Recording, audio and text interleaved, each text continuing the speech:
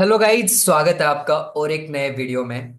तो आज का हमारा टॉपिक है top 5 career opportunities in law. तो आज हम डिस्कस करेंगे कि क्या क्या करियर अपॉर्चुनिटीज है लॉ में। एंड हम समझ सकते हैं कि जो करियर अपॉर्चुनिटीज है उन्हें हम कैसे कह सकते हैं कि लाइक हम कैसे उसे अचीव करें, या उस करियर के लिए हमें क्या क्या स्किल रिक्वायर होंगी, हमें क्या क्या करना होगा, उससे हम उस करियर में बेस्ट बन सकते हैं। तो आज का टॉपिक यही है और यही समझने की कोशिश करेंगे।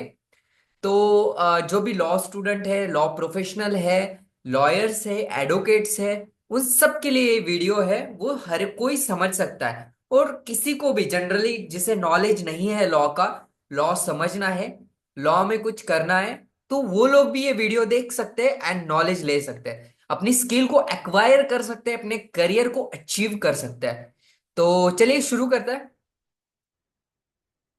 Guys, why choose a career in law? Okay, तो पहला तो ये कि क्यों चूज कर रहे हो। ओके, अगर कोई है जिसने अभी किया है तो क्यों किया है? आपका कोई तो गोल होगा, आपका कोई तो एम होगा जिसकी वजह से आप इसे सेलेक्ट कर रहे हो और आपको ये करना है आगे जाके।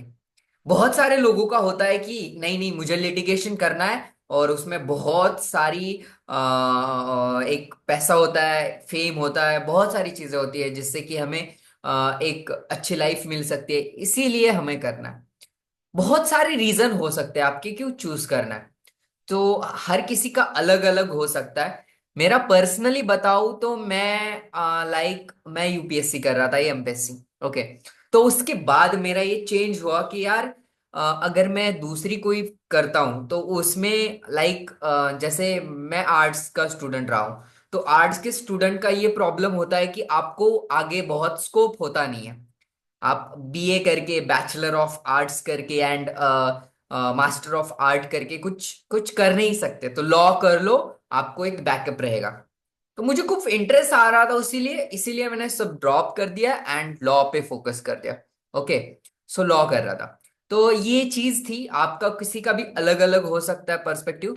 सो गाइज, अगर हम सोचे कि क्या क्या करियर्स है, तो ये 5 करियर की हम शुरुआत करते हैं। 5 करियर आपको दिखेंगे यहाँ पर।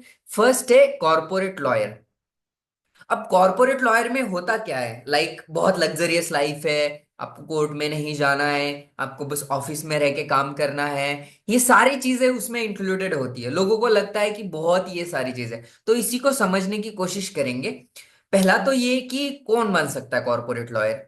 ओके, तो फर्स्ट कि आपके पास एक डिग्री होनी चाहिए जो किसी भी इंडियन या इंटरनेशनल लॉ स्कूल से ली हुई हो। उसके बाद आपके पास ऑल इंडिया जो एआईबी होती है उसका एक एग्जाम देने के बाद आपके पास वो आईडी होनी चाहिए।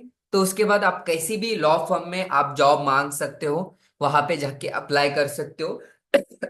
सॉरी, उस लॉ फर्म में आप अप्लाई कर कर अपनी जॉब अवेल कर सकते हो। ओके, तो ये तो एक नॉर्मल सी प्रोसेस है। उसके बाद आप क्या क्या इंक्लूडेड होगा कॉर्पोरेट लॉ में। तो पहला तो ये बिजनेस लॉ होता है। Okay, all over business related सारे वर्क कॉर्पोरेट लॉ में आते हैं। केसेस होती है, मर्जर एक्विजिशंस होते हैं, जो बड़ी बड़ी कंपनीज होती है उनके मर्जर्स होते हैं। तो मर्जर होने के बाद क्या लॉ होगा, किस कंपनी को कितने शेयर्स आएंगे, सारी चीजें उसमें कॉन्ट्रैक्ट बनेंगे। जो कॉन्ट्रैक्ट बनेंगे वो सारे कैसे होंगे, कि कौन सी पार्टी बाइंडिंग है, ये सारी चीजें मर्जर में आ जाती है। तो मर्जर हो गया। तो मर्जर भी बहुत बड़ा पार्ट होता है, अलग डिपार्टमेंट होता है। बिजनेस लॉ अलग होता है, मर्जर एक्विजिशन अलग लॉ, अलग डिपार्टमेंट होता है। कॉन्ट्रैक्ट्स होते हैं, जो एम्प्लॉयमेंट कॉन्ट्रैक्ट है, या जो सर्विस कॉन्ट्रैक्ट्स है, या कंपनीज होती है, एप्पल है, गूगल, ये बहुत बड़ी बड़ी कंपनीज है, इनके पास 100 100 लॉयर्स की, 500 1000 2000 लॉयर्स की एक टीम होती है जो इम्प्लॉयज को मैनेज करती है। ये कॉन्ट्रैक्ट में सारी चीजें आ जाती है। एंड उसके बाद कंप्लायंस, जो कंपनीज के कंप्लायंस होते हैं वो फुलफिल करने होते हैं, बहुत सारी चीजें होती है उससे। तो ये सारी है। उसके बाद आपको कंपनीज के साथ काम करना पड़ता है। ओके, लीगल रिस्क क्या है कंपनीज को। अब देखो कि कोई चीज कंपनी कर रही है, किसी प्रोडक्ट को लॉन्च कर रही है, तो प्रोडक्ट को लॉन्च करते टाइम कंपनी को ये पता होना चाहिए कि ये लीगली प्रोडक्ट बहुत अच्छा है, लीगली कोई भी प्रॉब्लम नहीं आएगी। आप कोको कोला का एक कॉपी करके अपने पास लोगो सेम, सारी चीजें सेम कर रहे हो और वही सेल सामने वाले को प्रोडक्ट को लॉन्च कर रहे हो, तो आप आपके ऊपर कोका कोला वाले केस कर देंगे, राइट? या कोई भी जैसे गोदरेज है, गोदरेज का प्रोडक्ट है, सेम टू सेम आपने कॉपी कर लिया, जो भी नाम है बस थोड़ा सा इधर उधर कर लिया, गोदरेज का जी निकाल के लेदरेज कर दिया है, जो भी है वो फलाना फलाना कर दिया और सेम टू सेम वही है। तो आपको ये पता कैसे चलेगा? तो ये आप एक लॉयर को पूछ सकते हैं कि लीगली कैसे बाइंडिंग नहीं है, सारी चीजें जो भी चीजें हैं, तो ये एक कंपनी के साथ वर्क करना होता है इसके लिए, उसके ऊपर भी। तो ये सारी चीजें हैं। इसके बाद सॉरी गाइस, इसके बाद लिटिगेशन आता है। तो लिटिगेशन में क्या है? लिटिगेशन में आपको क्लाइंट को रिप्रेजेंट करना पड़ता है कोर्ट में। ओके, तो लिटिगेशन लॉयर कैसे बन सकता है? लिटिगेशन लॉयर बनने के लिए आपके पास सेम क्वालिफिकेशन होनी चाहिए, आपके पास एक 3 ईयर या 5 ईयर की एक डिग्री होनी चाहिए, आपके पास बार काउंसिल का लाइसेंस होना चाहिए। इसके बाद आप किसी भी कोर्ट में जाकर अपनी केस लड़ सकते हो इंडिया के। ओके, और सुप्रीम कोर्ट में जाने के लिए आपको वहां पर एक अलग एग्जाम होती है, उसके अंडर आप वो एग्जाम देकर क्वालिफाई हो सकता है। तो इंडिया के हाई कोर्ट में, लोअर कोर्ट में, डिस्ट्रिक्ट कोर्ट्स में आप आराम से केस लड़ सकते हो।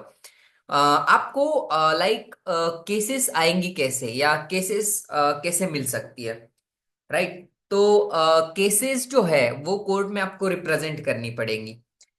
लाइक कोई सिविल केस है, किसी लैंड का मैटर है, या कोई जैसे कह सकते हैं कि कोई क्रिमिनल केस है, जैसे कोई मर्डर केस है। तो मर्डर केस है तो ये लिटिगेशन में मैटर आता है, ये क्रिमिनल आता है। इसमें भी बहुत सारे एरियाज है, जैसे क्रिमिनल लिटिगेशन है, सिविल लिटिगेशन है, फैमिली लिटिगेशन है, आर्बिट्रेशन है, ये सारे चीजें आती है इसमें। ओके, नेक्स्ट है कॉन्स्टिट्यूशनल, भी आता है इसी में। तो कॉन्स्टिट्यूशनल की केसेस होती है, ये मोस्टली हाई कोर्ट में चली जाती है। तो ये है, आपको advocacy skill and public speaking skill की बहुत ज्यादा जरूरत होगी लिटिगेशन के लिए। आपके पास नॉलेज होना बहुत जरूरी है। ओके, आपको आपकी केस को रिप्रेजेंट करना आना चाहिए, आपको आपकी केस को कैसे रिप्रेजेंट करे अच्छे से, ये आना चाहिए। गाइज नेक्स्ट जो है इंटेलेक्चुअल प्रॉपर्टी लॉयर। ओके, तो गाइज कैसे बन सकते हैं ये? तो इसमें सेम प्रोसीजर है, आपको 5 ईयर 3 ईयर की डिग्री लेनी पड़ेगी, एंड आगे जाके आपको आपके इसको रिप्रेजेंट कर सकते हैं। अब इसे कैसे चीजों को समझ सकते हैं कि क्या क्या इंक्लूडेड होगा इंटेलेक्चुअल प्रॉपर्टी में। गाइज पेटेंट होता है इंक्लूडेड, ट्रेडमार्क होता है, कॉपीराइट होता है। अब मैं इन तीनों को समझाता हूँ कि पेटेंट क्या होता है, ट्रेडमार्क क्या होता है, कॉपीराइट क्या होता है। पेटेंट ये होता है कि कोई इनोवेशन है, कोई कंपनी है, जैसे टेस्ला कार कंपनी है, टेस्ला कार ने इनोवेशन किया है अपने रोबोटिक कार को लेकर, कि जो उनकी कार चलती है तो ऑटो पायलट है, तो ऑटो पायलट का ये एक इनोवेशन है, वो इनोवेशन रजिस्टर कर सकते हैं, ये पेटेंट हो गया उनका। या कोई जैसे टेक्नोलॉजिकल सॉफ्टवेयर है, तो उनमें इनोवेशन किया गया है उसमें, तो उस सॉफ्टवेयर को पेटेंट कर सकता है, जो भी चीज है उसके।